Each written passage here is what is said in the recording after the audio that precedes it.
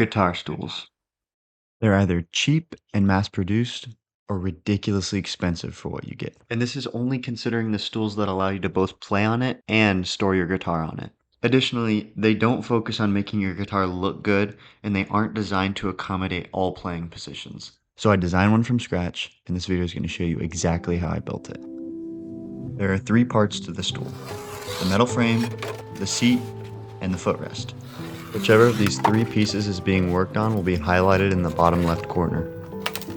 After cutting pieces out for the footrest, I used a technique called kerfing, where you make parallel slits in the wood to give it some flexibility. It's important to give the wood this bending ability so it can take the shape that I need it to take. Each one of these cuts is deliberately measured and placed so the wood can be fit and then layered over the mold that will be shown shortly.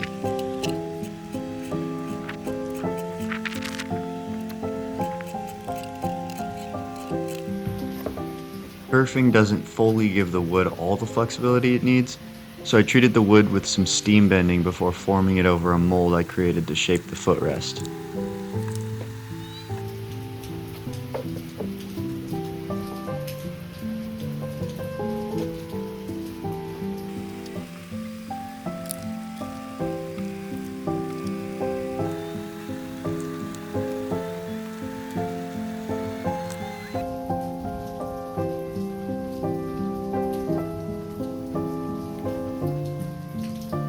After gluing between each layer, I do a final form test over the mold to make sure the wood's flexible enough. Then I'll ratchet strap it all down and let it dry for a day.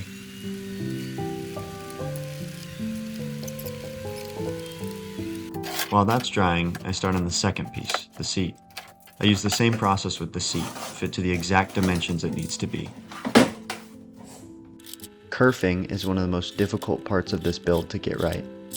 Every cut has to be the exact same depth, down to a ½ millimeter, and if it isn't, the bending will be uneven and fold like paper, as you can see here. This is actually the footrest in this video that I ended up redoing because of uneven kerfing.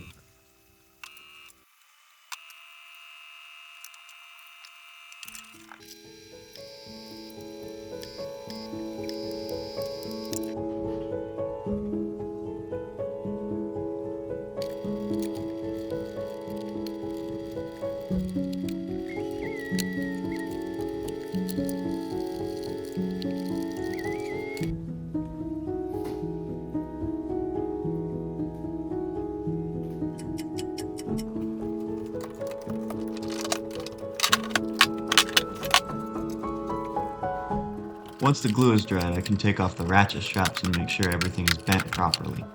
Once it's passed inspection, I can veneer the first side.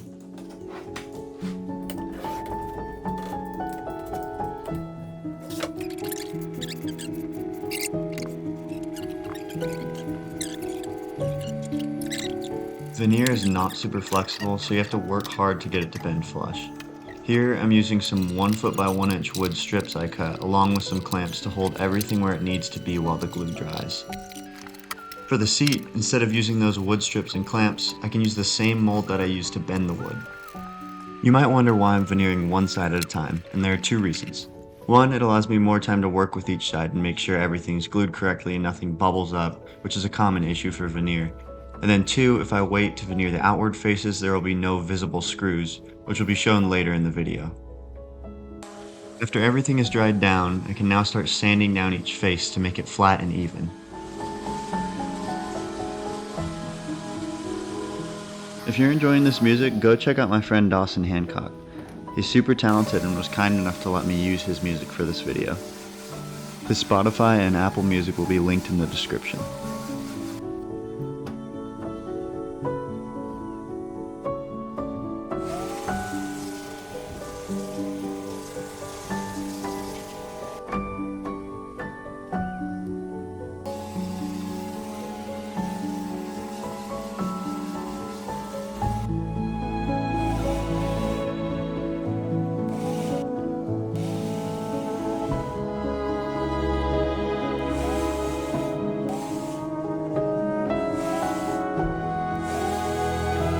I need a cutout for the guitar neck to rest, so I clamp the seat down to the frame and sand out the hole with a sanding drum.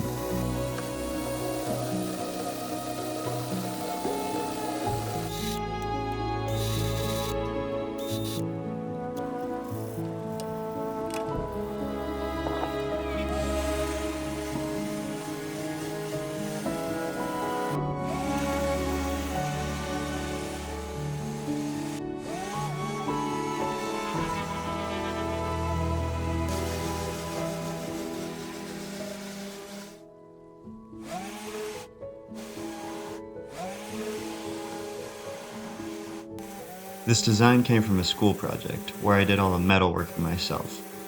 During the summer, I don't have access to the metal shop, so I hired a friend to do it for me, and it came out really nice. Here, I'm stripping the metal down so I can apply a top coat to protect it, and then a finish on top.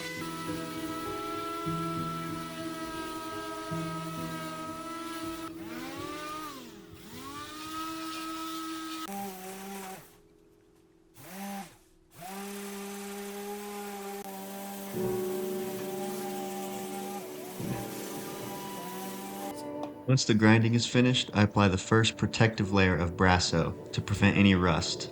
I layer it, wipe it off, and layer it again 3 different times to ensure that no rust will form.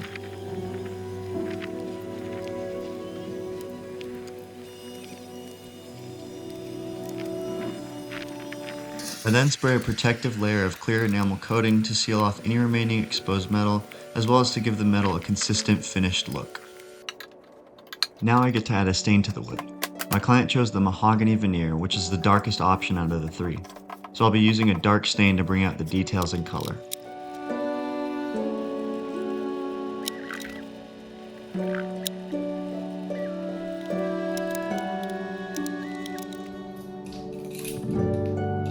Once the wood is stained and dry, I add a couple coats of polyurethane to seal in the stain for durability and shine.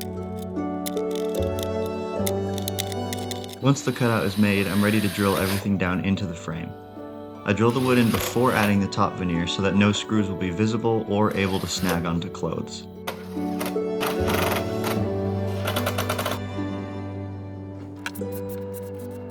I'm finally ready to add the top veneer on, so here I'm going to repeat the process of gluing and clamping with some pre-stained veneer to make it a little more flexible.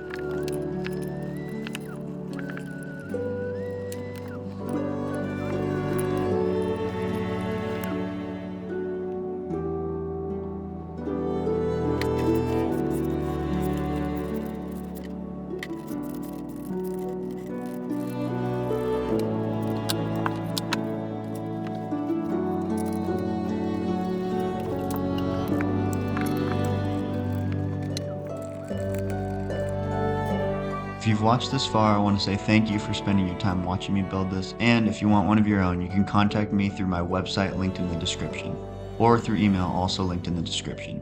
I only have a limited amount of frames left, and it's first come, first serve. If you live in Austin, Houston, Dallas, or San Antonio, I'll personally deliver them with 0 shipping costs. As I started to see the finish line for this stool, I got to reflect a lot on the process and the steps it took to get me where I'm at. I'd like to say that I'm a super skilled metal and woodworker and that this project was easy for me, but that's just not true. I have failed at least once on every single step I've shown in this process, but if you treat every failure as a lesson, your end result will be something you can say you're proud of. This project has months and months of research, user testing, ideation, but most of all, failure. It's only when you push something to its breaking point that it reaches full potential.